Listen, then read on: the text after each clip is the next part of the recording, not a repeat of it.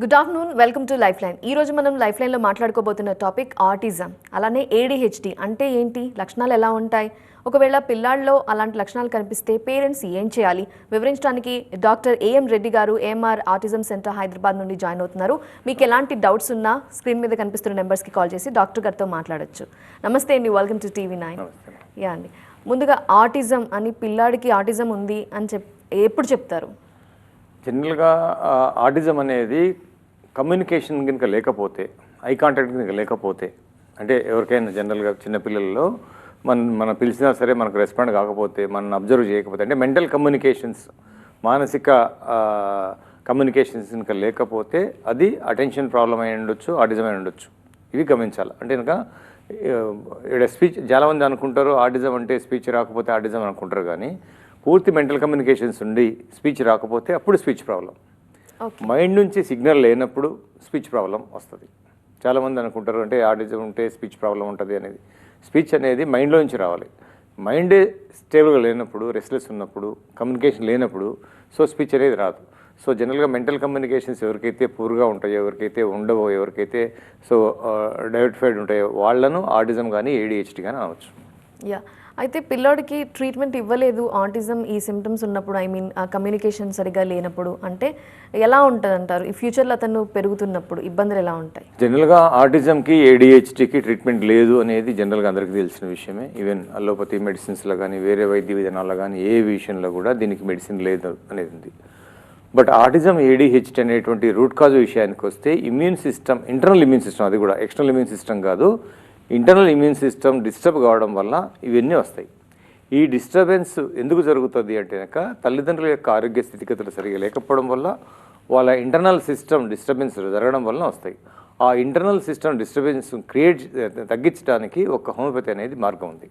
అందుకే హోమియోపతిలో autism, ADHD, hyper active కేసెస్కి, ఈవెన్ బిహేవియర్ ఇష్యూస్ కేసెస్కి కూడా వండర్ఫుల్ ట్రీట్మెంట్ మనం హోమియోపతిలో చేసుకోవచ్చు. చాలా కేసెస్లో అంటే సక్సెస్ఫుల్ కేసెస్ నేను చూసిన కేసెస్ చాలా ఉన్నాయి. మా బాబు చాలామంది ఇంతకుముందు అసలు విపరీతంగా అల్లరి చేసేవాడు, ఇప్పుడు చాలా వరకు కామ్ అయిపోయినాడు, చెప్పిన మాట వింటున్నాడు. అంటే కనుక ఇక్కడ సో హోమియోపతి యొక్క వండర్ఫుల్ ట్రీట్మెంట్ ఏంటంటే కనుక మైండ్ అండ్ బాడీ పైన రెండింటి మీద పనిచేస్తుంది. అందుకే హోమియోపతిలో one of the greatest treatment for autism and ADHD అని చెప్పచ్చు. ఎన్ని మంత్స్ ఉన్న బేబీ నుంచి మనం గుర్తించవచ్చు అంటారు? ఐడియల్గా అయితే కనుక 2 years ఉన్న బేబీకి అయితే కనుక మనం గుర్తించవచ్చు. ఇంకా కొంచెం ఇంటెలిజెంట్గా, స్మార్ట్గా ఆలోచిస్తే, అది కూడా ప్రెగ్నెన్సీని మనం హెల్త్ను కన్సిడర్ చేసుకుంటే కనుక, మదర్ యొక్క ఆరోగ్యాన్ని కన్సిడర్ చేసుకొని పెట్టుకుంటే కనుక 1.5 yearకే తెలుస్తుంది. ఓకే, ఇప్పుడున్న కేసెస్ అన్నీ కూడా పుట్టేదేమో సింపుల్ హైపర్ యాక్టివ్ అండ్ ADHDతో పుడుతున్నారు. బట్ వ్యాక్సిన్స్, యాంటీబయాటిక్ వల్ల ఆ హైపర్ యాక్టివిటీ ADHD అనేది ఆటిజంగా కన్వర్ట్ అయిపోతుంది. ఓకే, చాలా కేసెస్ చూస్తుంటాను. మా బాబు 1 year వరకు చాలా బాగున్నాడు, 2 years కల్లా అసలు కాన్సన్ట్రేషనే పోయింది. మా బాబు 2 years దాకా పర్వాలేదు, 3rd yearలో అస్సలు బిహేవియర్ ఇష్యూస్ అన్నీ విపరీతంగా పెరిగిపోయినాయి అనేటువంటి కేసెస్ ఎక్కువ అనిపిస్తుంటే కనుక, ఆ మధ్యలో మనం డిస్టర్బ్ చేసేటువంటి సిస్టమ్ ఏదైతే ఉంటుందో త్రూ మెడిసిన్స్ ద్వారా మెయిన్గా, సో దానివల్ల ఉన్న ప్రాబ్లం అనేది డబుల్ కావడం, ట్రిపుల్ కావడం ఉంటుంది. సో ఉన్న ప్రాబ్లం ఉన్నట్టు అట్లాగే ఉండి మనం ఏ మెడిసిన్స్ వాడకపోతే సెల్ఫ్ రికవరీలో కొద్దిగా బెటర్ అయ్యే అవకాశం ఉంటుంది. మనం దాన్ని పోక్ చేసి డిస్టర్బ్ చేయడం వల్ల ఉన్న ప్రాబ్లం అంతా డబుల్, ట్రిపుల్, ఈవెన్ 4 times కూడా పెరిగే కేసెస్ ఎక్కువ ఉంటాయి. ఓకే సార్, కాలర్ ఉన్నారండి, వారితో మాట్లాడదాం. సాయి గారు, నమస్తే అండి. హలో హలో హలో నమస్తే అండి డాక్టర్ గారు. నమస్తే, సాయి కుమార్ అండి, విజయవాడ నుంచి కాల్ చేస్తున్నాను అండి. మా బాబుకి ఇప్పుడు 3 years కంప్లీట్ అయ్యి 4th రన్నింగ్ అవుతుందండి. ఓకే, అంటే తను ఫస్ట్ 2 years వరకు మాట్లాడటం, కొద్దిగా మాట్లాడటం ట్రై చేశాడు, కానీ ఎక్కువ అమ్మ అమ్మ అనే మాటలతోనే ఎక్కువ కంటిన్యూ చేశాడు అన్నమాట. ఏం చెప్పాలన్నా అమ్మ అమ్మ అనే వర్డ్తోనే కంటిన్యూ చేసుకుంటూ వెళ్ళాడు. దాని తర్వాత స్కూల్లో వేసామండి. స్కూల్లో వేసిన తర్వాత కొంచెం తగ్గి సింగిల్ ఓడి వరకే మాట్లాడుతున్నాడు. ఏ చెప్పినా సరే సింగిల్ ఓడే మాట్లాడుతున్నాడు. నెక్స్ట్ అంటే తను ఏదన్నా సింగిల్ ఓడి మాట్లాడి దాన్ని కంప్లీట్ చేయాలంటే సెంటెన్స్ ని అమ్మతోనే కంప్లీట్ చేస్తున్నాడు అన్నమాట. ఇప్పుడు అమ్మ నాన్న అవన్నీ అంటున్నాడు, కానీ కొన్ని వర్డ్స్ అంటున్నాడు. హెల్త్ ఇష్యూస్ ఏమైనా ఉన్నాయా బాబుకి? ఏం లేవండి. మెడిసిన్స్ ఏమైనా వాడారా? హాస్పిటల్ అడ్మిషన్స్ కానీ? అంటే హెల్త్ పరంగా అంటే జ్వరం అట్లాంటివి తప్ప వేరే ఏం ప్రాబ్లమ్స్ ఏం రాలేదు. అదే జ్వరం అనేది ఫ్రీక్వెంట్ గా వస్తుంటుందా 2-3 months ఒకసారి? వస్తుందండి. దానికి ఏం చేసేవాళ్ళు? ఇది పారాసెటమాల్ P20 250 ఒకటి వాడేవాళ్ళం అండి, యాంటీబయాటిక్ ఒకటి వాడేవాళ్ళం అండి. అదే యాక్చువల్గా పారాసిటమాల్ ఓకే, కానీ యాంటీబయాటిక్ వాడడం వల్ల ఎక్కువ అవుతాయి. ప్లస్ ప్రెగ్నెన్సీలో ఏదైనా తల్లికి డిస్టర్బెన్స్ ఉన్నా సరే, లైక్ హిమోగ్లోబిన్ ప్రాబ్లం కానివ్వండి, లేకపోతే థైరాయిడ్ ప్రాబ్లం కానివ్వండి, లేదా డయాబెటీస్ ప్రాబ్లం కానీ, ఎనీ హెల్త్ కండిషన్స్ ఇది ప్రెగ్నెన్సీలో మదర్కి ఉండడం వల్ల కానివ్వండి, ప్రెగ్నెన్సీ కంటే ముందు తండ్రి యొక్క హెల్త్ డిస్టర్బెన్సెస్ వల్ల కానివ్వండి, వాళ్ళకి హైపర్ యాక్టివిటీ అనేది మొదలవుతుంది. హైపర్ యాక్టివిటీ ఏంటంటే ఒక్కోసారి కడుపులోనే ఎక్కువ కాళ్ళతో కొట్టడము, కికింగ్స్ ఎక్కువ ఉండడం అనేది ఎక్కడి నుంచే మొదలవుతుంది. సో ఎప్పుడైతే పుట్టిన తర్వాత మనం ఏం డిస్టర్బ్ చేయకపోతే అవన్నీ కూడా బెటర్ అయ్యే అవకాశాలు ఉంటాయి. మనం ఈ యాంటీబయాటిక్ వల్ల కానివ్వండి, ఓవర్గా వ్యాక్సిన్స్ మీద వ్యాక్సిన్స్ వేయడం వల్ల కానీ, డిస్టర్బ్ చేయడం వల్ల ఇప్పుడు మీ బాబుకి ADHD ప్రాబ్లం ఉంది, ఆటిజం లేదు. ADHD అంటే అన్ని విషయాలు అర్థమవుతాయి, బట్ కంటిన్యూ కాన్సన్ట్రేషన్ లేకపోవడం వల్ల ఆ సెంటెన్స్ ఫార్మేషన్ లేదు. సో దీనికి హోమియోపతిలో వండర్ఫుల్గా ట్రీట్ చేసుకోవచ్చు, త్వరగా ట్రీట్ చేసుకోవచ్చు, పర్మనెంట్గా ట్రీట్ చేసుకోవచ్చు. సో ఇటువంటి మంచి ట్రీట్మెంట్ అనేది సైడ్ ఎఫెక్ట్ లేకుండా, సో మీకు ఏం ఇబ్బంది లేకుండా స్మూత్గా, అసలు ఈవెన్ హోమియోపతి చికిత్స వాడడం వల్ల వేరే మెడిసిన్స్ వాడాల్సిన అవసరం కూడా రాదు. ఒకవేళ వాడితే పారాసిటమాల్ ఒకటి వాడుకోవచ్చు, అదంతా కూడా ఈవెన్ అక్యూట్ ఇన్ఫెక్షన్స్ కూడా రాకుండా చేసుకునే అవకాశం ఉంటుంది. సో అర్జెంటుగా మీరు ఒక 6 months 1 year హోమియోపతి చికిత్స ఇవ్వడం వల్ల మీ బాబు యొక్క కాన్సన్ట్రేషన్ అంటే ఇంకా స్టేబుల్ మైండ్ అనేది, దాంతో కంటిన్యూ కాన్సన్ట్రేషన్ వస్తుంది. ADHD ప్రాబ్లం ఉంది బాబుకి. యాంటీబయాటిక్స్ కానీ డాక్టర్సే ప్రిస్క్రైబ్ చేసినప్పుడు పేరెంట్స్ ఏం చేయాలి? కాఫ్ సిరప్స్ కానీ యాంటీబయాటిక్స్ కానీ your against to it. So అంటే ఇప్పుడు ఏమైందంటే కనుక డాక్టర్స్ చాలామంది కూడా, కొందరు ఉన్నారు డాక్టర్స్ అసలు యాంటీబయాటిక్ లేకుండా 90% ఫీవర్స్ని తగ్గిస్తారు విత్ పారాసిటమాల్ తోటి. అది డాక్టర్ యొక్క ధైర్యము, డాక్టర్ యొక్క కాన్ఫిడెన్స్, డాక్టర్ యొక్క నాలెడ్జ్ని బట్టి వాళ్ళు అంటే దాని పర్యవసాలు తెలిసి చాలామంది డాక్టర్లు ఎక్కువ యాంటీబయాటిక్ వాడడం వల్ల ఏమైతే కనుక ఇన్ఫెక్షన్ అనేది సప్రెస్ అయిపోతుంది. సో ఇప్పుడు మనం యాంటీబయాటిక్ వేసుకొని సప్రెస్ కావడం వల్ల ఈ ఇన్ఫెక్షన్ మళ్ళీ 2-3 monthsకి రికవర్ అవుతుంది, మళ్ళీ 2-3 monthsకి రికవర్ అవుతుంది. అట్లా బాడీ యొక్క సిస్టమ్ అంటే ఎదుగుదల ఉండాల్సిన బాడీలో ఈ డిస్టర్బెన్స్ వల్ల ఉన్న ప్రాబ్లమ్స్ అన్నీ కూడా బిహేవియర్ ప్రాబ్లమ్స్గా మారిపోవడము, హైపర్ యాక్టివ్ ప్రాబ్లమ్స్గా మారిపోవడము, అటెన్షన్ ప్రాబ్లంగా మారిపోవడము, ఒకవేళ హైపర్ యాక్టివ్ ఉంటే ఇది ఆటిజంగా ADHDగా మారిపోవడము. అంటే కనుక యాంటీబయాటిక్ అనేటువంటివి మన బాడీ యొక్క సిస్టాన్ని వీక్ చేస్తాయి. టెంపరీగా మనకు రికవరీ ఇస్తాయేమో కానీ, బట్ అందుకే ఇప్పుడు సఫర్ అవుతున్నారు చిన్న పిల్లలు చాలామంది చూస్తున్నాం ఇప్పుడు. సో హైపర్ యాక్టివిటీ ఎక్కువ ఉంది, రెస్ట్లెస్నెస్ ఎక్కువ ఉంది. సో దీనికి అంతటి కారణం మనం ఒక ఒరిజినల్ సిస్టాన్ని మనం డిస్టర్బ్ చేస్తున్నాం హై పవర్ మెడిసిన్స్ వల్ల. సో వాడకపోతే మంచిది, ఒకవేళ వాడితే డాక్టర్ యొక్క ప్రిస్క్రిప్షన్లో అంటే కనుక నా ఉద్దేశంలో వాడకపోతేనే బెటర్. ఏ అక్యూట్ ఇన్ఫెక్షన్ అయినా సరే 7 రోజులు వెయిట్ చేయాలి. 7 రోజుల తర్వాత ఆటోమేటిక్గా తగ్గిపోద్ది. లూజ్ మోషన్స్ కానివ్వండి, లేకపోతే ఏదైనా చిన్న వామిటింగ్స్ కానివ్వండి, హోమ్ రెమెడీస్తో మేనేజ్ చేసుకోవాలి. సో లేదంటే పారాసిటమాల్ వేసుకోవాలి. 90% అన్ని అక్యూట్ ఇన్ఫెక్షన్స్ని మనం సింపుల్ పారాసిటమాల్తో తగ్గించుకోవచ్చు. ఈ విషయం డాక్టర్లు కూడా తెలుసు. ఈ డాక్టర్లు ఏం కాదులేని వాడడం వల్ల సో దాని కాంప్లికేషన్స్ కనుక ఇక్కడ ఏమైతే కనుక అలోపతి డాక్టర్లు టోటల్గా అంటే కనుక ఫ్యూచర్ కాంప్లికేషన్స్ చూడరు, జస్ట్ అప్పటికప్పుడు ఆ ప్రాబ్లం తగ్గాలని చూస్తారు చాలామంది డాక్టర్లు అంతే. సో హోమియోపతి విషయానికి వస్తే మేము కేస్ టేకింగ్ విధానం అనేది ఉంటుంది కాబట్టి పాస్ట్ హెల్త్ని కన్సిడర్ చేసుకోవాల్సి వస్తుంది, ప్రజెంట్ హెల్త్ని కన్సిడర్ చేసుకోవాల్సి వస్తుంది, ఫ్యూచర్ హెల్త్ను కూడా ఇక్కడ మనం ప్లాన్ చేసుకోవాల్సి వస్తుంది కేస్ టేకింగ్లో. సో ఇవన్నీ అర్థమవుతాయి కాబట్టి మాకు చాలా విషయాలు తెలుస్తుంటాయి కాబట్టి సో ఏ మెడిసిన్స్ అవసరం లేనిది ఫస్ట్ ఇంపార్టెంట్. ఒకవేళ అవసరం అయితే పారాసిటమాల్ వాడాలా, యాంటీబయాటిక్ అస్సలు వాడొద్దు 5 years దాకా అనేటువంటిది సజెస్ట్ చేస్తుంటాం. స్పీచ్ డిలే అండ్ ఆటిజం ఎలా డిఫరెన్షియేట్ చేస్తారు? ఇప్పుడు పూర్తిగా మానసిక కమ్యూనికేషన్స్ ఉన్నాయనుకోండి, అంటే మనం పిలిస్తే కొంచెం మనకి వెళ్ళి చూడడము, మనం అబ్జర్వ్ చేయడం ఉన్నాయి, దెన్ స్పీచ్ రావడం లేదు అంటే అప్పుడు స్పీచ్ ప్రాబ్లం. మానసిక కమ్యూనికేషన్స్ కనుక లేవు అన్నప్పుడు స్పీచ్ లేదు, కమ్యూనికేషన్స్ లేవు, దాన్ని మనం ADHD కానీ ఆటిజంగా చెప్పవచ్చు. అంటే లో లెవెల్లో ADHD అంటాము, ఇది హయ్యర్ లెవెల్లో కాన్సన్ట్రేషన్ డిస్టర్బ్ అయితే దాన్ని ఆటిజం అంటాం. ఇప్పుడు చాలా కేసెస్లో మనం చూస్తూ ఉంటాం, ఏం కాదులే మా బాబు మాట్లాడడం లేదులే, వాడే వస్తలే, డిలే ఉంటాం, లేకపోతే కనుక ఏదో తేనె పెట్టడము, లేకపోతే కనుక ఏదో వస వేయడం అది ఇది చేస్తారు. కానీ ఇక్కడ స్పీచ్ కాదు ప్రాబ్లం, అక్కడ స్పీచ్ అనేది కాదు ప్రాబ్లం. సో మైండ్ నుంచి సిగ్నల్ లేకపోవడం వల్ల స్పీచ్ లేదు. ఆ మైండ్ నుంచి ఎందుకు సిగ్నల్ లేదంటే కనుక మైండ్ అనేది ఒక చంచలంగా ఉండడము, ఒక రెస్ట్లెస్నెస్ ఉండడము, ఒక స్టేబుల్గా లేకపోవడము, ఇవన్నీ కూడా ఇక్కడ ఇంపార్టెంట్ అవుతాయి. సో వీటిని మనం ట్రీట్ చేసుకోగలిగితే రేపు పొద్దున బెటర్ లైఫ్కి, పర్మనెంట్ లైఫ్కి, వాళ్ళు ఒక హెల్తీ లైఫ్కి వెళ్ళిపోతారు. కొంతమంది పిల్లలు లెటర్స్, ఫ్రూట్స్ ఐడెంటిఫై చేస్తుంటారు, కానీ తల్లిదండ్రుల వైపు చూడరు, వాళ్ళు పిలవరు, ఎందుకంటారు? జనరల్గా చిన్న పిల్లలకు ఏదైతే ఇష్టం ఉంటుందో వాటిపైన కాన్సన్ట్రేషన్ ఫోకస్ ఎక్కువ ఉంటుంది. కొందరు వెహికల్స్ అంటే ఇష్టము, కొందరికి ఫ్రూట్స్ అంటే ఇష్టము, కొందరికి రీడింగ్ అంటే ఇష్టము, కొందరు రైటింగ్ అంటే ఇష్టము. వాళ్ళకి ఏదైతే ఇష్టం ఉంటుందో వాటిపైన పూర్తి ఫోకస్ చేస్తారు, మిగతా వాటిపైన 0 చేస్తారు, మిగతా పైన ఉండదు. సో అక్కడ మనకు డిఫరెన్స్ కనిపిస్తుంది. అంటే కనుక ADHD కండిషన్స్లో కానీ మైల్డ్ ఆటిజం కండిషన్స్లో కానీ వాళ్ళ కాన్సన్ట్రేషన్ అనేది వాళ్ళకి ఏదైతే ఇష్టం ఉంటుందో, లేదా వాళ్ళని ఎవరైతే మనం గట్టిగా మాట్లాడి భయపడి కంట్రోల్ చేస్తామో అప్పుడు కాన్సన్ట్రేషన్ వస్తుంది. మనం వదిలేస్తే వాళ్ళ కాన్సన్ట్రేషన్ అవసరం అంటే పట్టించుకోకుండా మైండ్ అంటే అందుకే కొందరికి ఫ్రూట్స్ అనే ఇష్టం అంటే ఫ్రూట్స్ వాళ్ళకి ఇష్టం కాబట్టి, లేదంటే కనుక అప్రిషియేషన్ ఇష్టం కావచ్చు, దాని వెనకాల ఏదో ఒక రీజన్ ఉంటుంది. వాళ్ళకి ఇష్టమైన వాటి కాడ కాన్సన్ట్రేషన్ ఉంటుంది, ఇష్టం లేని వాటి కాడ కాన్సన్ట్రేషన్ ఉండదు అసలుకి. సో దాన్ని ADHD అనొచ్చు, మైల్డ్ ఆటిజం చెప్పవచ్చు. సింగిల్ వర్డ్స్ చెప్తారు కానీ కంప్లీట్ సెంటెన్స్ చెప్పట్లేదు అని అంటారు. అదే ఇందాక మనం డిస్కస్ చేసినట్టు కంటిన్యూ కాన్సన్ట్రేషన్ లేకపోవడం వల్ల మైండ్ అనేది డైవర్ట్ అయిపోతుంది. సపోజ్ నేను మీతో మాట్లాడుతున్నాను, మీరు నాకు ఒక ఆన్సర్ ఇచ్చారు, నెక్స్ట్ ఆన్సర్ ఇచ్చే లోపల మీ మైండ్ అనేది వేరే దానికి వెళ్ళిపోయి ఉంటుంది, అంటే మీ కాన్సన్ట్రేషన్ డిస్టర్బ్ అయిపోయి ఉంటుంది. సో ఇక్కడ కంటిన్యూ కాన్సన్ట్రేషన్ లేకపోవడం వల్ల మీరు ఆ వర్డ్ ఆన్సర్ ఇచ్చేసి వేరే ఆలోచనలోకి వెళ్ళిపోతారు. So it doesn't mean like he's having speech delay. Speech delay కాదు అక్కడ, స్పీచ్కి సంబంధం లేదు అక్కడ. కాన్సన్ట్రేషన్ మైండ్ చూడాలి, మౌత్ కాదు అక్కడ. అంటే స్పీచ్ అనేది కాదు. మైండ్ బాగున్నప్పుడు స్పీచ్ పర్ఫెక్ట్ ఉంటుంది. మైండే డిస్టర్బ్ ఉన్నప్పుడు, మైండ్లోనే స్టెబిలిటీ లేనప్పుడు స్పీచ్ అనేది వర్డ్ ఫార్మేషన్ రావచ్చు, లేదా చిన్న చిన్న సెంటెన్స్ ఫార్మేషన్లు వస్తుంది. మరి ఆ చైల్డ్ ప్రాబ్లమ్ ఏమని చెప్తారు? ADHD కింద చెప్పవచ్చు. అటెన్షన్ డెఫిషియన్సీ, రెస్ట్లెస్ బిహేవియర్ చెప్పవచ్చు. అటెన్షన్ డెఫిషియన్సీ కింద అంటాం జనరల్గా అటువంటి కేసెస్. సో అటువంటి కేసెస్ మనం ఈజీగా సింపుల్గా అసలు హోమియోపతిలో అసలు సురక్షితంగా ఏం సైడ్ ఎఫెక్ట్ లేకుండా ట్రీట్ చేసే కేసులు ఈజీగా 100% చేసుకోవచ్చు. డాక్టర్, అసలు హెల్దీ పిల్లలు అంటే ఎవరు, హైపర్ యాక్టివ్ అంటే ఎవరు, ఆటిజం పిల్లలు అంటే ఎవరు? హెల్తీ పిల్లలు ఎవరైతే అంటే అసలు హెల్తీ పిల్లలు అంటే మీనింగ్ ఏంటంటే కనుక ఎవరైతే కంట్రోల్డ్గా బిహేవ్ చేస్తారో, అంటే కనుక అల్లరి చేయడం అనేది కామన్, ఎగ్జైట్మెంట్ కామన్, కొద్దిగా మాట్లాడడం జనం. ఎవరైతే అన్కంట్రోలబుల్గా ఉంటారో, ఎవరైతే ఫిజికల్గా రెస్ట్లెస్నెస్ ఎక్కువ ఉంటారో, ఎవరైతే మెంటల్గా రెస్ట్లెస్నెస్ ఎక్కువ ఉంటారో వాళ్ళను హైపర్ యాక్టివ్ ఫీడ్గా ఉంటాము.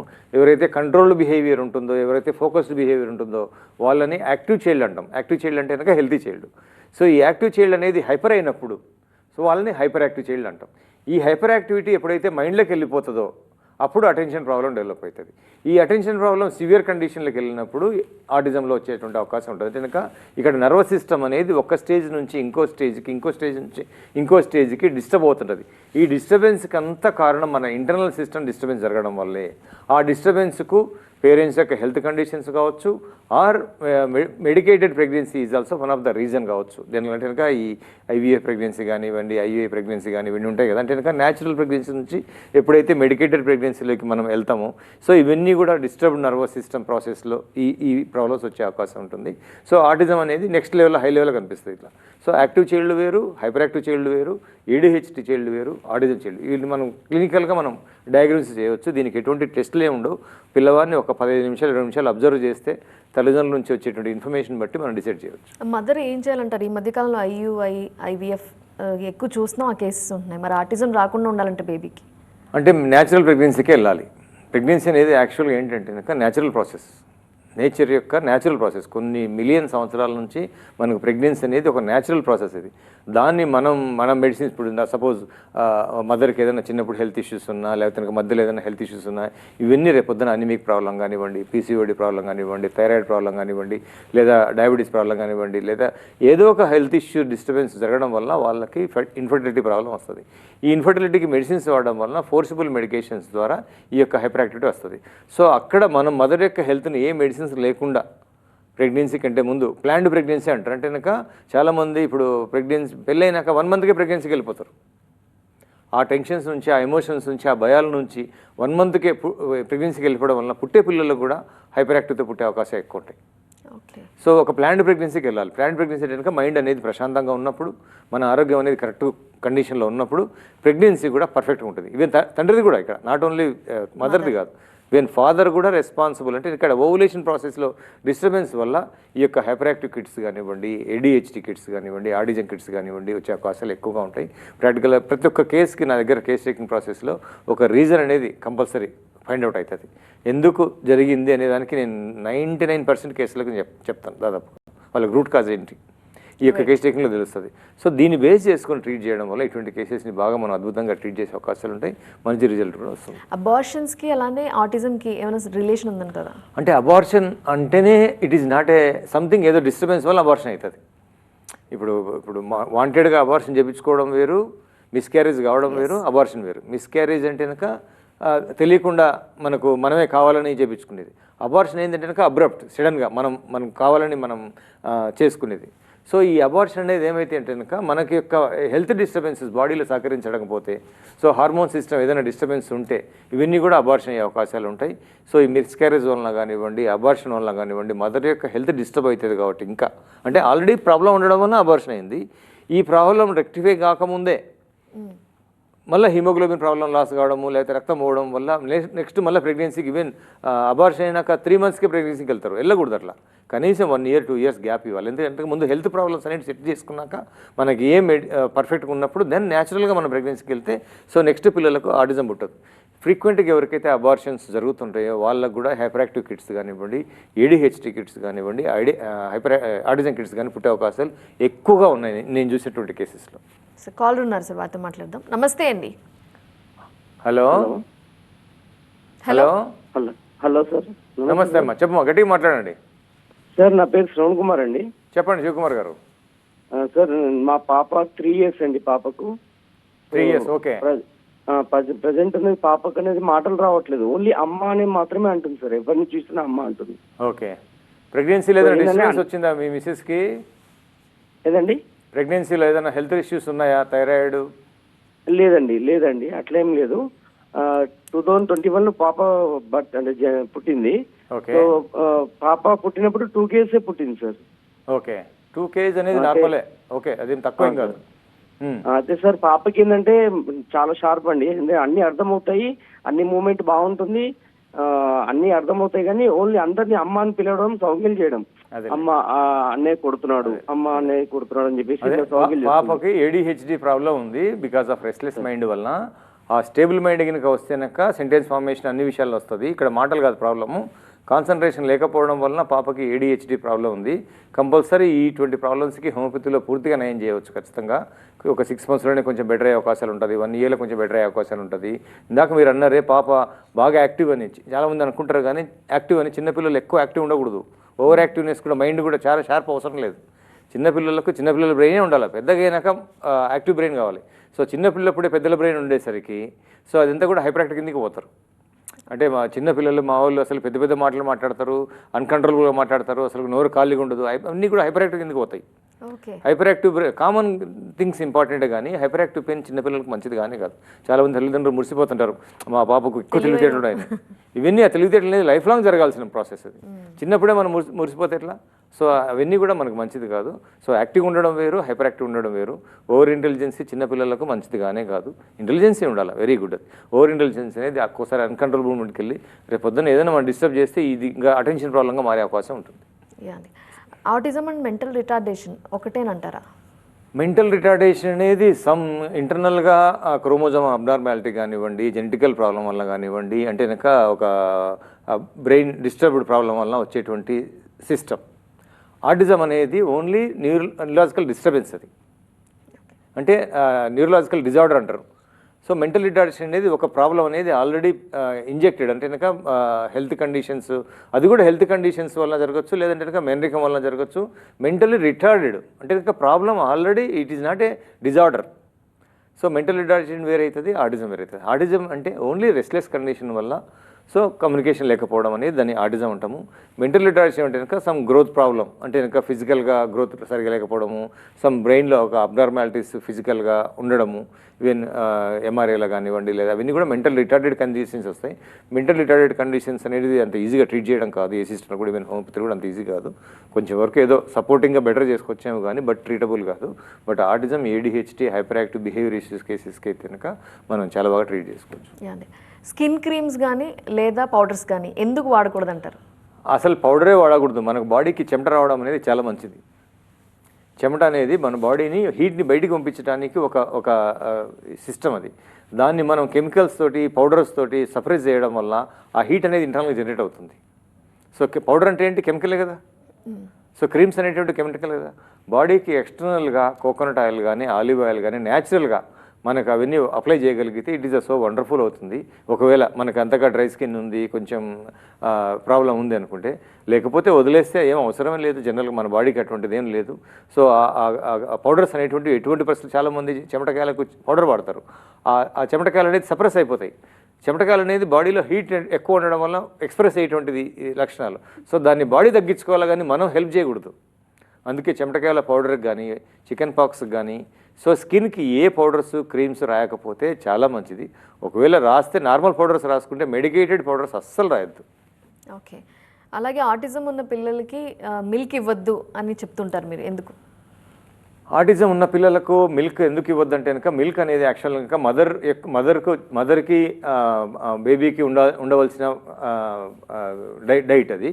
సో మనం ఎనిమల్ మిల్క్ అనేది ఎనిమల్ పిల్లలకు సూట్ అవుతుంది కానీ జనరల్గా it is not suitable for us. So lactose intolerance చాలామందికి ఉంటుంది. చాలామంది మిల్క్ తాగేటువంటి పిల్లలు ఎవరైతే ఉంటారో వాళ్ళకి నిద్ర డిస్టర్బెన్సెస్ కానివ్వండి, ఆకలి డిస్టర్బెన్సెస్ కానివ్వండి, ఈవెన్ గ్యాస్ట్రిక్ డిస్టర్బెన్సెస్ కానివ్వండి వచ్చే అవకాశాలు ఎక్కువ ఉంటాయి. ఎందుకంటే మన బాడీ మిల్క్ అనేది తీసుకోకూడదు యాక్చువల్గా. మనం ఏదంటే కనుక మిల్క్ మంచిది అంటే కనుక మదర్ మిల్క్ మంచిది అన్నామే కానీ యానిమల్ మిల్క్ కాదు. సో అందుకే పిల్లలకు మిల్క్ అనేది మిల్క్ ఇస్తే కాల్షియం ఎక్కువ అవుతుంది. కాల్షియం ఆల్రెడీ చిన్న పిల్లలకు ఇప్పుడు కాల్షియం ఎక్కువై తొందరగా హైట్ పెరగడము, తొందరగా హెయిర్ పెరగడము, తొందరగా గ్రోత్లు నెక్స్ట్ లెవెల్కి వెళ్ళిపోతున్నారు. ఈవెన్ 10 సంవత్సరాలకే ప్యూబర్టీ కండిషన్స్ వస్తున్నాయి because of internal calcium disturbance వల్ల. సో ఇవన్నీ కూడా మనం అంటే కనుక high energy product, high calcium product కనుక ఇవ్వకపోతే మంచిది. మిల్క్ అనేది మంచిది కాదు యాక్చువల్గా. యానిమల్కి మంచిదే కానీ మదర్ మిల్క్ తప్ప ఏం అవసరం లేదు. మామూలు డైట్లోకి వెళ్ళిపోవాలి.